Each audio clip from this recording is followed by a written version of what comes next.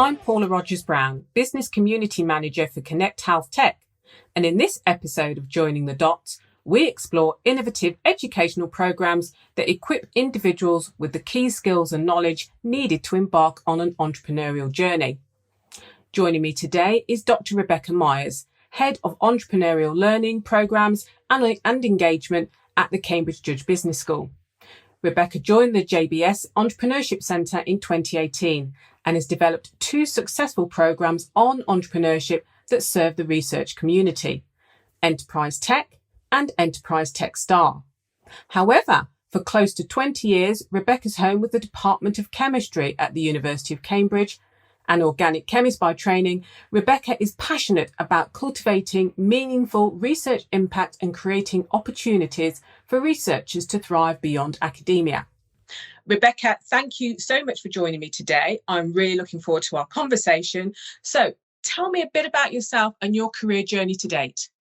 Well, that's a very interesting one, Paula, because I'm kind of what you might call non-standard. I, didn't really have a craving for the sciences when I was at school, so I didn't follow any particular route then. And by the time I reached 29, I found myself married with two children with a nice job in London. But I just felt a degree of lack of satisfaction or emptiness. And I started doing an Open University course in Science Foundation. And I then went on to do 2 or 3 second level courses in chemistry. And that was it. It was the light bulb moment. So from there, knowing that I wanted to go into research, an OU course with a few summer schools is not going to cut it in a practical based science like chemistry. So I took some advice from my tutor, the OU tutor, and he suggested I apply to Imperial since I was, close to London. And I applied. I think when I had my interview, I was about 7 months pregnant with my second daughter. And I got in for the following October. And having arrived, I had no clue what I was really letting myself in for at 29, with 2 small kids. When I got there, I was really surprised because out of my whole year group of about 82, I was the only mature student in my year, and everybody else was 18 or 19. So that was quite an interesting gap. So even though age-wise I'm 10 years older than everybody, academically I'm 10 years younger because I've managed to go through my degree, my PhD, always being 10 years older than the bulk of people. So, I did that and then came straight to Cambridge to do a PhD with Chris Abel, who sadly passed away 18 months ago or so. And Chris was phenomenal. He really just, enabled me to settle into a research pattern that was less all about passing the exams. I did my PhD with him in 3 years and 3 months. That was in the days when you still had to just do 3 years for your PhD. Right now, it's standard is 4 years.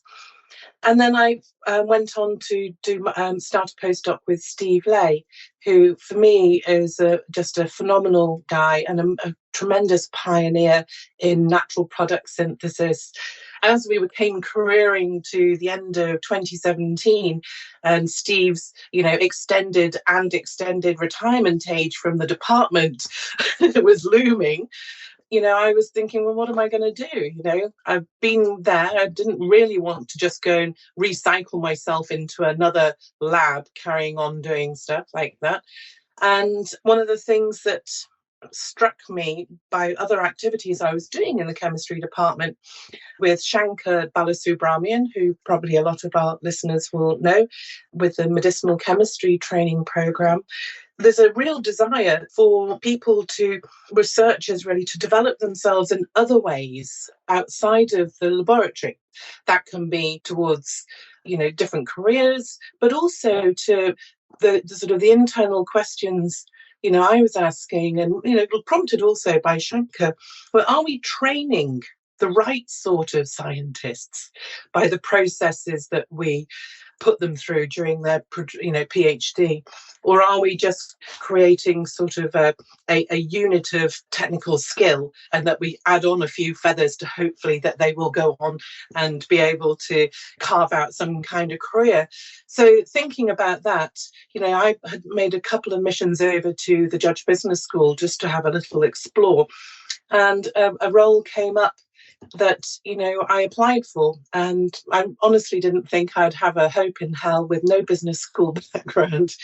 But I did know the university well, and I did know about the sorts of things that our research community would be very interested in.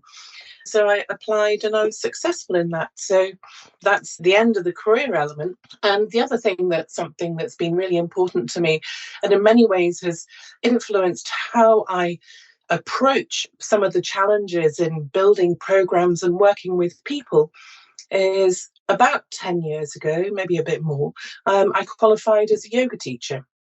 So I spend a lot of time working with people and large groups through difficult challenges. It got me over my fear of public speaking and being able to work with physically and energetically a room full of people. And that's been a really wonderful element to my life. And I've been, over the 10 years, up until lockdown, really, teaching in studios across Cambridge. And, the funny part of that is so many people at Cambridge are going to yoga classes, and you can show up in meetings and you're running into people that from all of your yoga world, and that has been a wonderful thing, actually, to have as a compliment. It's quite refreshing, Rebecca, to hear that most people talk about you meeting people across the Cambridge ecosystem in the pub or the supermarket. But this is great. This is the first one, and meeting at the yoga class. I really like that. So tell me a little bit more about your job at the Judge Business School. What does that entail?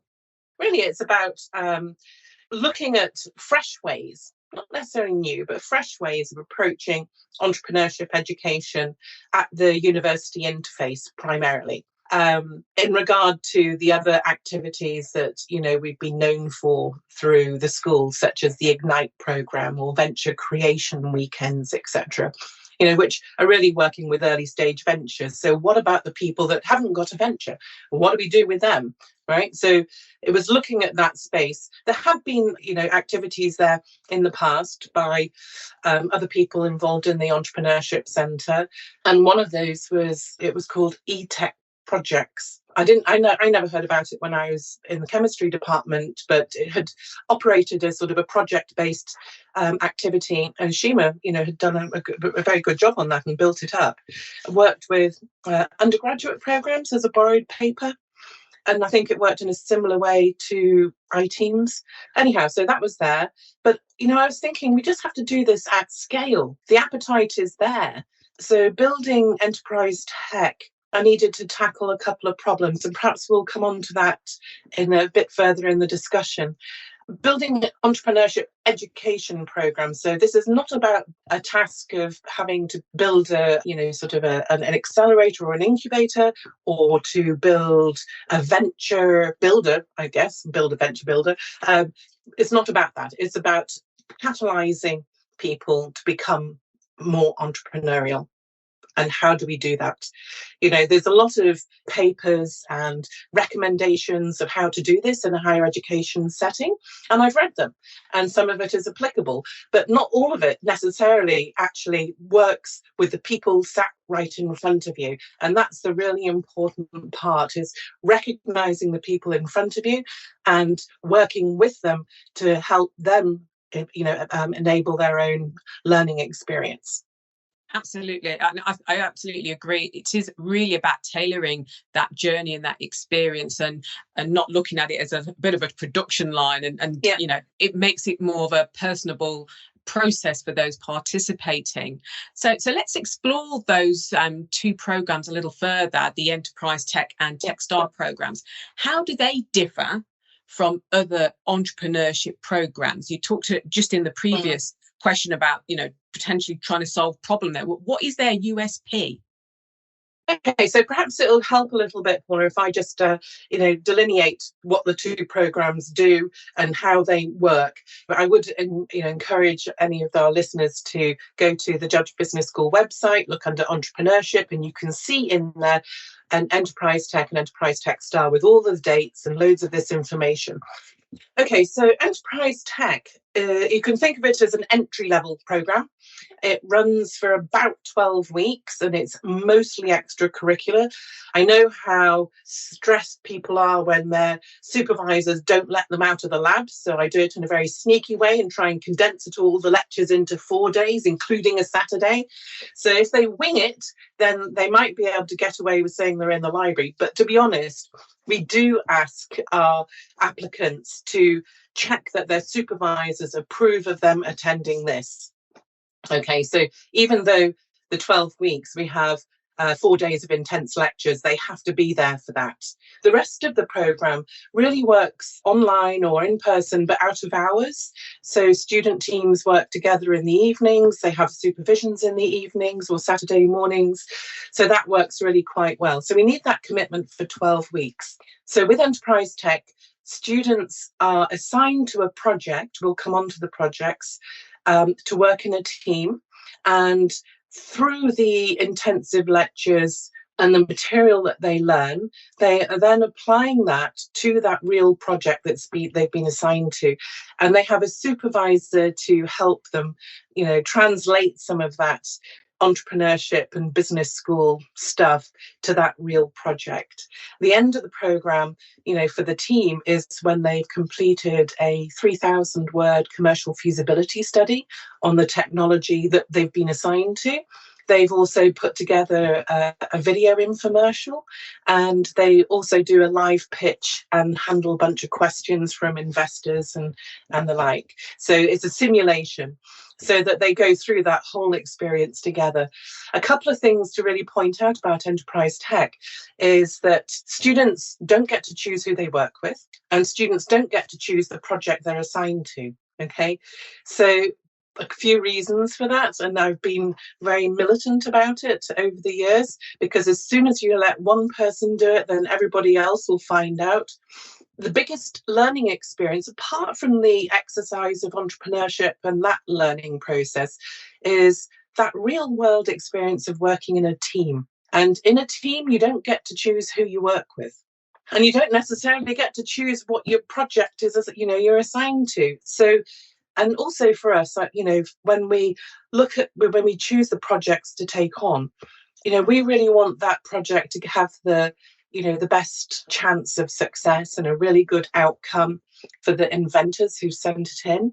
And when you allow, my thought process is when you permit a group of people to choose something, then you get this sort of groupthink process where you have a biotech project, and then all of the biotech people or data scientist people all want to do that. So then you get a very limited pool of experience and thinking and creativity around a project that they're comfortable with. So if you have a project, say, let's say it's quite a hardcore biotech project, and then you have a PhD student from the humanities assigned, and a gas turbine engineer assigned, and perhaps a laser physicist. Okay, so then you have this diversity of thinking to tackle the project, because they're not there to try and solve the technical problems or present limitations with the technology. It wouldn't matter what they were assigned to. They have to focus on the commercialization elements and the business elements of that technology and how that might lead to some, useful commercial product. So when people sign up for EnterpriseTECH, we interview them all. They basically sign a letter to say, yeah, I know all this and I still want to do it. And that's a great approach. It's a great approach. And just on that, and you said you had to be quite assertive and militant, you said.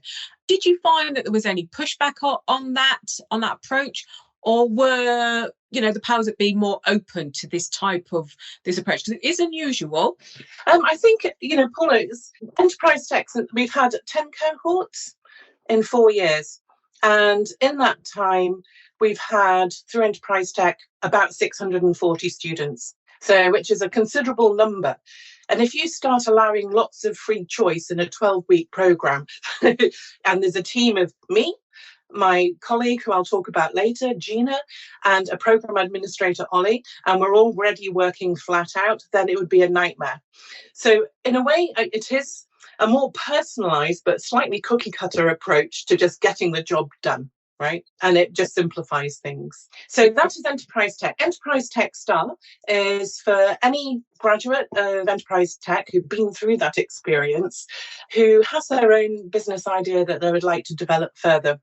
And this might be something that's in a very nascent state, or it could be very early stage lab results that they want to really look at in more detail about preparing a narrative around that business idea so they can communicate it more effectively to perhaps get themselves into an incubator or onto an early stage accelerator, or perhaps put together, competition papers so that they can move on to the next steps. So Enterprise Tech STAR is a follow-on program, but it's also very selective as well. All of the students that come onto that program, we have pretty high expectations of where they might be able to go and what they can do next. So in terms of the benefits, can you talk us through, Rebecca, what the benefits are for the different types of participants? Because I think there's different types. There's an individual type of participant and an organisation type. So what are the benefits? Okay, yeah. So we talked quite a lot about the student element on Enterprise Tech. So the students, let's look at who can apply. Well, pretty much anybody. First of all, in the first couple of rounds that I ran, it was mostly PhD students and postdocs at Cambridge. And then we put in a December program so we could have master's students because they have a much shorter year. But now, the last couple of years, we've opened it up to undergraduates, PhDs, postdocs, research-based staff, research-focused staff across the university and other universities across the UK. So not all universities are blessed with so many opportunities for entrepreneurship for researchers, and enabling their cohorts to have access is something that I feel is really important for addressing some of the shortfalls that other places might have.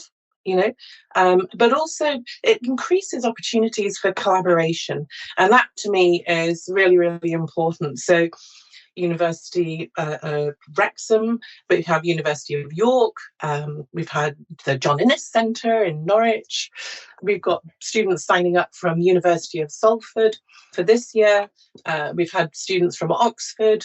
So actually this is really nice because it's bringing other researchers in from elsewhere, working in a team with a bunch of Cambridge people as well. And that then, you think about that team relationship building over the 12 weeks and how that those people go back into their environments and it starts to, catalyze other interactions. So projects the student teams work on are what I call inventors for simplicity. Now, inventors are generally more senior people in labs, like senior postdocs or lab heads, or people that are already building their first venture, or early stage ventures that have already got a bit of seed funding, perhaps. We've had projects come in from hospitals that are working in innovation centres. So quite a wide range. And they can go online and submit a project for a team to work on. And usually these are not straight out of the brain onto paper ideas. There is some substance to it. They've also developed the idea a bit, but they might either have some snags in really understanding the market for a new application of their technology, for instance, or they just need some extra brain power and hands on deck to help them get to the next stage, perhaps. And the projects that come in from the inventors, we interview all the inventors and select a number appropriate to the size of our cohort. And the inventors then, come and meet with the team on the launch night, talk about the technology in some detail. And they're there over the course of the 12 weeks, but they're not steering the student team as though it was a private consultancy organisation or unit. So they're there to answer questions, to try and solve any divergence in thinking or approach, to keep the project on track. And the real responsibility, in a way, for the commercial feasibility report, yes, it's all the students who do the research, the market research, the the detailed background checks into IP. It's the supervisor that we assign to that team. So in a traditional sense, like we have at Cambridge, you have somebody who's a supervisor of a bunch of, undergrads or PhD students, so we have a supervision approach. We have a great pool of supervisors. They're not all faculty. We get people that have, set up their own businesses, some superb leaders across the sort of the scientific and technical community. And people can sign up to be a supervisor for a team on EnterpriseTECH through our website. So they then get opportunities to build their networks. Likewise for the inventors, we've got a thriving entrepreneurship scene, not only through the Judge Business School, but across Cambridge, as everyone will know. And this is a real, it's just a great way to sort of spread that a little bit and connect people. Yeah. That's great. Thank you. Just going back on the start there about the participants from across the UK that you have involved and engaged, and bringing that knowledge and expertise in and sharing out. It just reminds me so much of what Connect Health Tech is all about. It's about democratizing access to the wealth of knowledge and expertise and just sharing experiences on that journey, that entrepreneurial journey. I think it's a great element. I love that element to it, Rebecca. That's really great. And then it's a really important element for me to grow. At the moment, this year I want to do more of that and get that message out there more, because I would like to see more people coming from, other universities. Absolutely. Can you briefly highlight a participant who's had a notable positive outcome at all? Yeah, well, a lot of the EnterpriseTECH STAR students, if you think about 640 of them, and many of whom have all connected with me through LinkedIn anyway, and I do see stuff moving up, but, keeping track of over 600 students is really, really hard. Of our EnterpriseTECH STAR students, there have been 54 of them. We have at least 17 new ventures. But out of this year's lot, we've got 7 of our 14 EnterpriseTECH STAR students that were accepted onto the Accelerate programme at Cambridge. I had nothing to do with that. It's completely separate from me, but it means that we're preparing them to be able to get onto these programmes, and that's really important. Of our last year's cohort, Liz Lee from the engineering department, a PhD student there, she came to us with a really fascinating proposal on EnterpriseTECH STAR about self-healing concrete. And this was part of her research. So she ran with this through an EnterpriseTECH STAR, and now is with Cambridge Future Tech up at Bradfield as a venture builder. And now that she's founded the company, which is called Mimicrete Limited, and they've just raised something in the order of 450k for an Innovate UK grant, and are now attracting VC seed funding. So there's a really fantastic success story. Also, Eugene Park, in my first EnterpriseTECH cohort, came to us with an idea that had come out of Ingo Ringshausen's lab in haematology. And that ended up being Stroma Bioscience Limited. So Eugene stepped back, I think went back to the States, and one of our past EnterpriseTECH students took over as CEO. And Stroma's now doing very well and has been working with StartCode, who we're very closely aligned with. Another student is Yudi Ding, who is a chemistry PhD student when he came to us in 2019 on EnterpriseTECH STAR, and he founded Hyde Biotech that is now up and running on the Cambridge Science Park in Milton, and they are looking at making synthetic leather, biosynthetic leather, out of waste products. He now has a staff and lab of 7, and is now going into the next phase of fundraising. So yes, stuff does happen with our EnterpriseTECH STAR students. That's great. That's great. Let's now talk about sustainability. And sustainability and how we impact the environment is very much at the forefront of people's minds, and we're all very much encouraged to be more sustainable. How do you, as the head of entrepreneur learning programs, how do you address sustainability within the program material so that participants are at least considering the sustainability or impact of their product or technology as they navigate their entrepreneurial journey? We can't look at a world now without thinking about what it's going to be like in 5 years, 10 years, 50 years. So sustainability, and all of the goals around that are extremely important, and it's something that there's a big movement across the business school to ensure that sustainability and ESG is really looked at and talked about and filters into everything that we do in terms of awareness and getting it onto people's radar. So with Enterprise Tech, I routinely incorporate faculty lectures from business school members to talk about circular economy, sustainability, and looking at systems and how to operate within them, and some quite complex stuff as well, and some very straightforward material. So for instance, Jennifer Howard Grenville, she's our Diego Professor of Organisation Studies, does a fantastic lecture on entrepreneurship and great ideas and innovating for sustainability.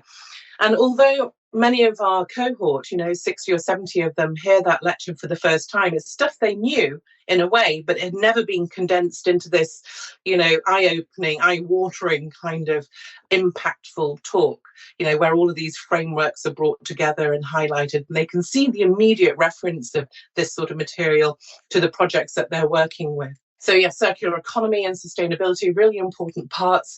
So that's through the lecture material and the content the students receive for Enterprise Tech, but also through the projects that we select from inventors for student teams to work on. That's a really important part too. And so we have quite a bit of control, myself and Gina, who's an astrophysicist. So we're both two female scientists that run Enterprise Tech. And we really do actively recruit projects that fall within, you could say, UK Research Council type of themes, and all of those are geared towards, environment and sustainability. And it also helps us as well with how we look to the rest of the university in terms of, following through the funding themes, because a lot of the students that come, get extra funding from BBSRC or EPSRC to come on the programme. At the same time, we can say, well, actually, we are working with these sorts of projects that fit within, the research and innovation themes or sustainability. So some of the projects, for instance, that come through, we had one that came through from the chemical engineering department on green ammonia, which was a very fascinating project from this year. We've had autonomous solar powered aircraft. So that kind of project. We've had methane capture from hydropower that came from the Carbon 13 Venture Builder, Liz's project on self-healing concrete. So yes, we have lots of projects coming in. Yes, they've all got a STEM kind of flavour, right? But they all generally fit, or the ones that actually make it through, fit within this remit that all have, sustainability or something new and different to help and contribute to, our future world at the forefront.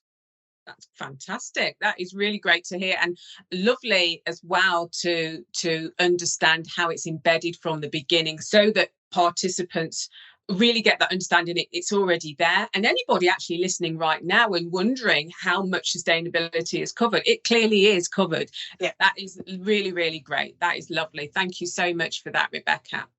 Just moving onto connections, we've talked through the conversation about connections, and those embarking on an entrepreneurial career may be coming from a different environment, different mindset.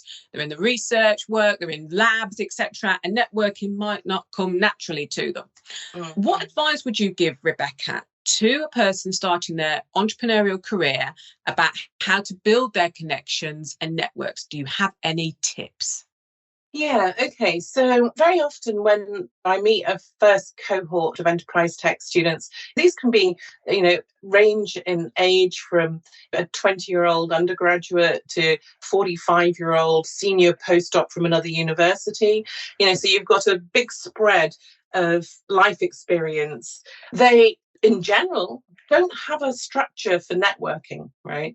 It's like, oh, well, I'll talk to people about the stuff I know and it's really interesting. And then we have a chat and we'll have a beer after the lectures or whatever. But that actually isn't constructive networking. So we do, on Enterprise Tech, we do have an Enterprise Tech STAR. We do cover active networking and how to look at your own networks and whether you have quite a condensed network or a sparse network, and then processes and habits that you can work with to develop your network. So having a look at who you know, and then look at where they're all clustered, and then start thinking about, well, who is it you don't know around what areas, and then make an attempt to go and try and get some connections here and there. Where are you going to get these connections? You need to get yourself out to some of these, the networking activities. I mean, there's loads of things going across the university. I'm sure, for the Chris Abel postdoc business plan competition from Cambridge Enterprise, that's a great place. Loads of like-minded people. You can just show up. You don't have to commit to anything. There's the Trinity Bradfield Prize that's run up at the Bradfield Centre. That's another opportunity to go along and watch. But pretty much every week, as I've found, there's something going on in Cambridge around entrepreneurship, right? So, get out there and start talking to people. And another tip would perhaps be, talk less about your ideas initially and talk to them about theirs and their motivations, because they're much more interested in talking about themselves when they've got going, than listening to people really sort of worrying and struggling to develop their own narrative. So get out there. Hey, wow, that's fantastic. I love your bit on XYZ. Tell me how you got to that. So you're building your own knowledge, but then don't fail to connect with them. Okay, so the follow-up is really important. You go and have that great conversation with somebody, you've learned a lot from them, and then connect with them through LinkedIn with a little note to say, hey, it was nice to meet you. Don't just send a blind connection.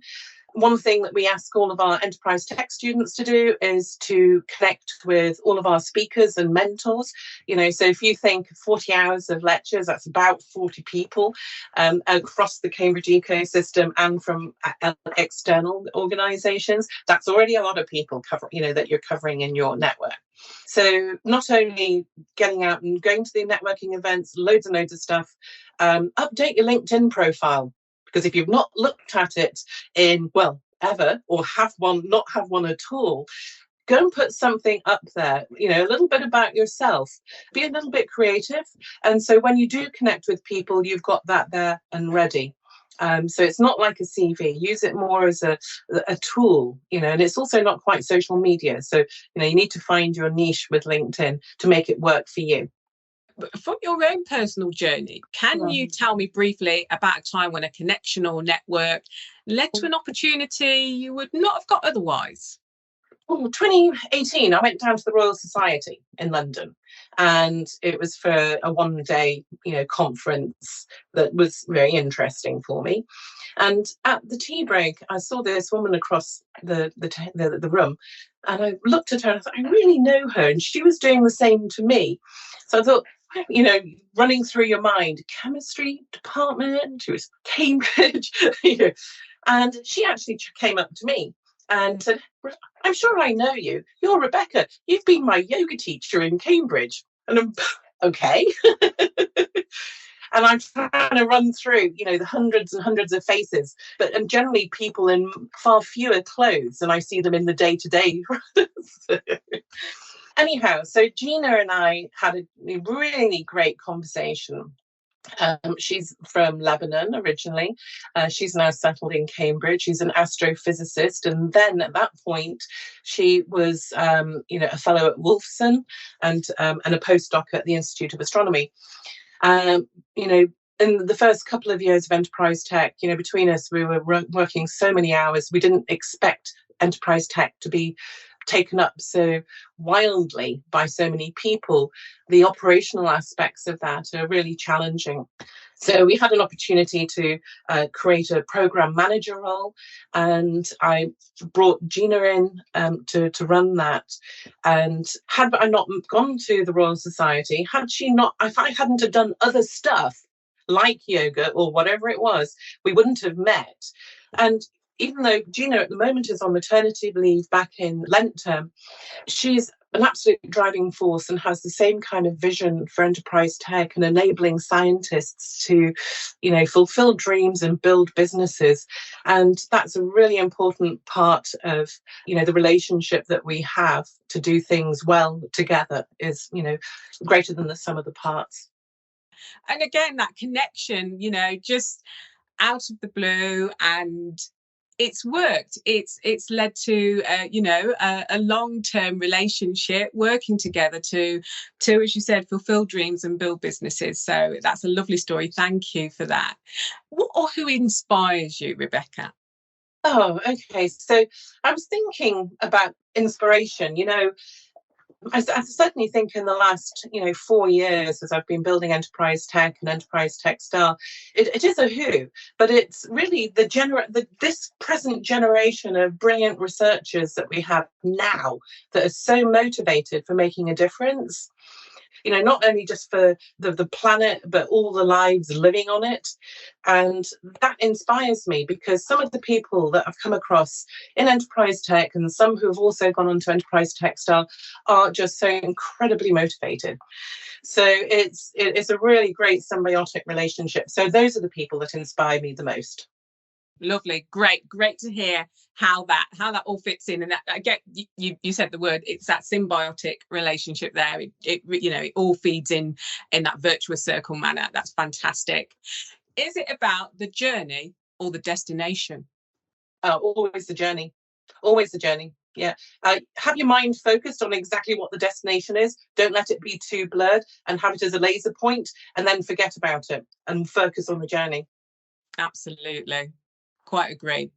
High energy fitness class or a yoga mindfulness class? Oh, you know what? I like high energy yoga.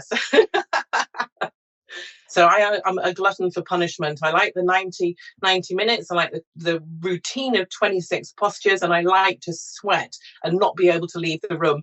So that is high energy and it's yoga. But in terms of teaching, mindfulness, absolutely key. Brilliant. And finally, if you could time travel, where would you go and when?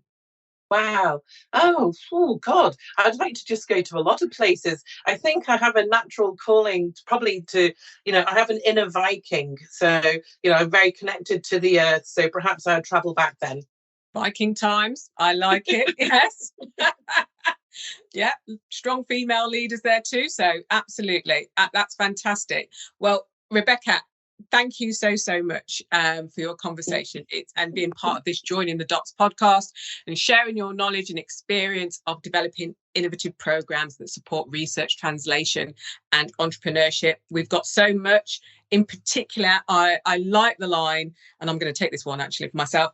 It's all about fulfilling dreams and building businesses. I really like that phrase that you said. I think it says so much, but also the democratizing access. They're having participants from different places across the UK. That collaborative effort that they're put into in a team to create and share something new and viable and feasible. I really like that.